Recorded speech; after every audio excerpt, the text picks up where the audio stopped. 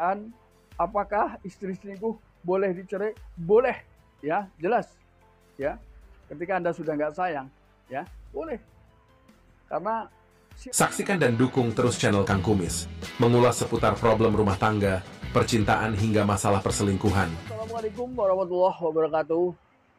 Pada kesempatan kali ini Kang Kumis ingin membahas mengenai ini, intinya adalah sebuah pertanyaan yang terus bermunculan, ya. Karena perselingkuhan mungkin memang bisa terjadi pada rumah tangga siapapun. Namun banyak, ya, ada juga sebagian suami atau istri yang ketika sudah tahu istri atau suami selingkuh masih berpikir ketika hendak berpisah dengan pasangan, ya. Alasannya beragam. Ada yang karena anak, ada yang karena harga diri, ya, karena ada harga diri dan juga karena nama baik rumah tangga. Nah, ini kita akan kupas secara singkat saja, ya. Mudah-mudahan bisa dipahami. Apa sih yang harus dilakukan ketika istri saya selingkuh, ya. Namun sebelum lanjut ke topik kali ini, silahkan sahabat semua like dan komen di channel Kang Kumis agar sahabat semua tidak ketinggalan informasi terbarunya. Nah, ini adalah bukan pertanyaan yang aneh. Ini tentunya adalah ketika ia mendengar saja istrinya selingkuh atau suaminya selingkuh, ini sudah nggak bisa tidur, pikiran panas, ingin tahu, ya. Yang pertama yang harus Anda lakukan adalah cek dulu, ya, kebenarannya, karena ini yang akan Kang Kumis bahas adalah dari versi Islam, ya. Dari versi Islam, ya.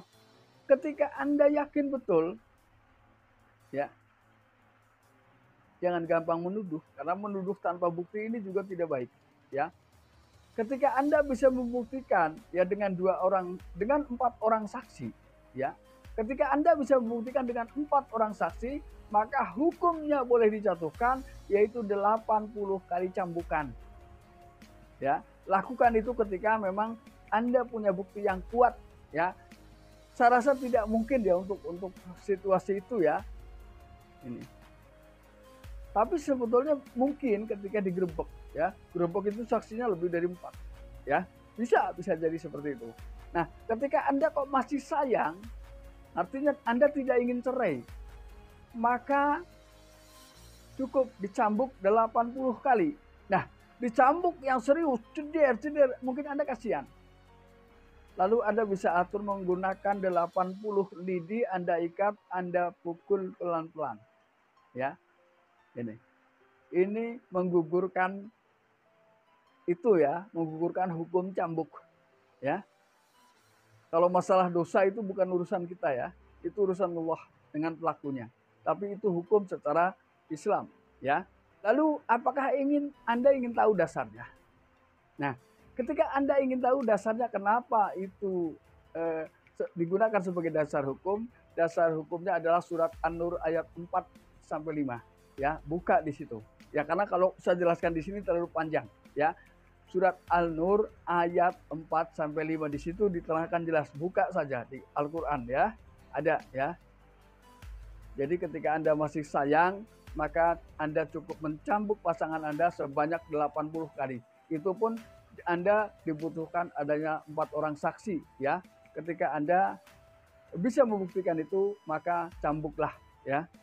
Lalu yang kedua, ketika baru indikasi, ya, baru kata orang, baru kata tetangga, baru kata teman. Kenapa saya katakan demikian? Karena biasanya perselingkuhan ketika terjadi adalah bukan Anda yang pertama tahu, tapi orang lain yang di sekeliling Anda yang justru pertama tahu. Mungkin Anda tahu dari teman, ya. Mungkin Anda tahu dari saudara ketika Anda mengindikasikan terjadi perselingkuhan pada pasangan Anda. Ini. Kecuali sudah ada pemberitahuan dari temannya, mungkin Anda baru bisa melangkah untuk mencari bukti-bukti ini.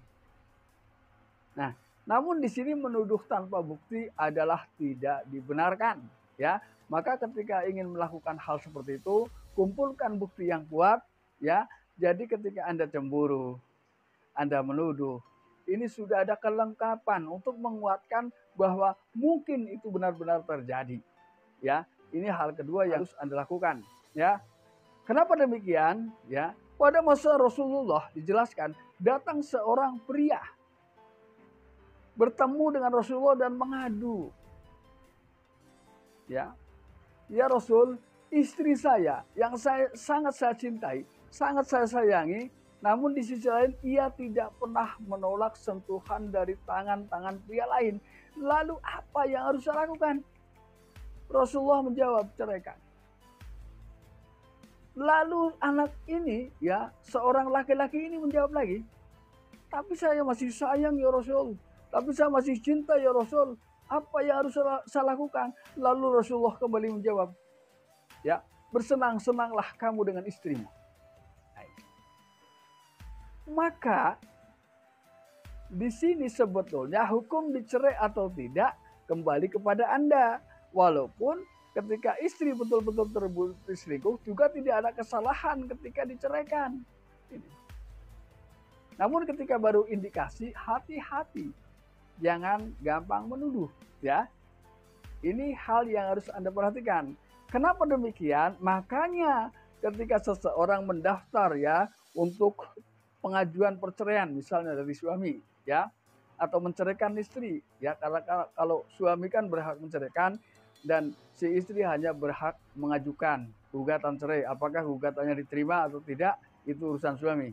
Maka di sana di kantor urusan agama ini ada ruang yang namanya meditasi.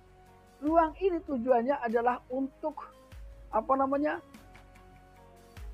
menyadarkan dengan keputusan-keputusan yang sudah mungkin bulat, ya, karena sudah berani datang ke kantor dan mendaftar. Ini kan berarti sudah bulat dari rumah, ingin betul-betul menceraikan pasangannya, ya. Namun di sana masih ada ruang yang namanya ruang meditasi. Di sini adalah untuk menyadarkan, ya, meninjau kembali keputusan-keputusan yang sudah diputuskan. Nah, ketika di situ di ruang meditasi lalu bisa bicara baik-baik, lalu Anda berdua berusaha menyadari, lalu Anda boleh pulang, nggak jadi daftar juga nggak apa-apa, ya. Ini menggambarkan bahwa semua orang dalam Islam terutama, ya, sangat takut terjadinya perceraian, karena perceraian adalah bukan hal yang disukai Allah. Perceraian adalah hal yang paling dibenci Allah.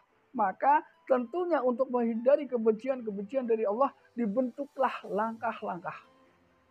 Sebetulnya Departemen Agama yang ngurusin perceraian, ya, ini juga tetap berupaya supaya tidak terjadi perceraian sebetulnya, ya. Lalu yang terakhir, cerai adalah jalan yang terakhir, ya. Hal yang mau tidak mau harus dilakukan walaupun kita tahu itu tidak disukai Allah. Namun ketika rumah tangga kita dipertahankan bukan kebahagiaan yang kita dapat, tapi penderitaan yang kita dapat. Tapi siapa tahu dengan jalan itu kita bisa mendapatkan kebebasan, ya. Nah, ini penting untuk suami perhatikan, ya. Ada 3 orang, ya, yang pada saat itu di akhirat, di hari kiamat tidak dilihat Allah. Itu siapa saja? Yang pertama adalah anak atau orang yang durhaka kepada kedua orang tua. Yang kedua adalah wanita yang tomboy. Yang ketiga adalah suami yang dayus. Dayus itu bagaimana? Suami yang membiarkan istrinya berbuat zina, berbuat apa saja, ya.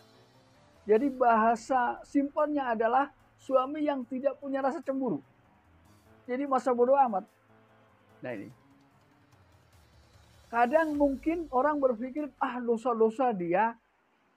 Enggak seperti itu. Ketika kita sudah berumah tangga, dosa istri ini kalau kita nggak ngasih nasihat, kita yang nanggung loh, ya. Ini sering sekali, hampir banyak konten lah, ya, yang saya sampaikan seperti itu. Ini bentuk kehati-hatian para suami, ya, yang tidak boleh seenaknya terhadap istri. Ketika memang istri melakukan hal-hal yang kurang baik, ya, apapun, tidak harus perzinahan, tegur, ya. Karena apa? Ketaatan istri juga menjadi sumber pahala bagi istri. Ketaatan istri terhadap suami maksudnya. Nah, Di sini pun tentunya hal-hal yang harus ditaati adalah hal-hal yang tidak melanggar aturan, baik aturan negara ataupun agama. Ya. Jadi bukan asal ngomong saya kan taat sama suami biar saya begini juga. Ya tapi lihat masalahnya dulu. Kalau masalah nggak baik jangan nurut.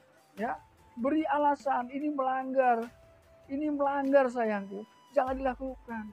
Itu salah satunya ya. Jadi kembali ya bahwa kita paham perceraian adalah jalan terakhir. Ya, jadi ketika ada pertanyaan apakah istri selingkuh boleh dicerai? Boleh, ya jelas. Ya, ketika Anda sudah nggak sayang, ya boleh. Karena siapa tahu apa yang selama ini tidak Anda dapat selama menikah, ya selama berumah tangga dengan pasangan Anda, siapa tahu di luar sana masih bisa Anda dapat. Tapi sekali lagi, cerai adalah jalan yang terakhir. Kalau baru indikasi, jangan pertahankan, cari solusinya, ya. Nah sahabat, mudah-mudahan ini bermanfaat dan jangan lupa saksikan terus video lain di channel Kang Kumis. Dan akhir kata, salam harmonis bersama Kang Kumis. Wabillahi taufiq wal hidayah. Wassalamualaikum warahmatullahi wabarakatuh.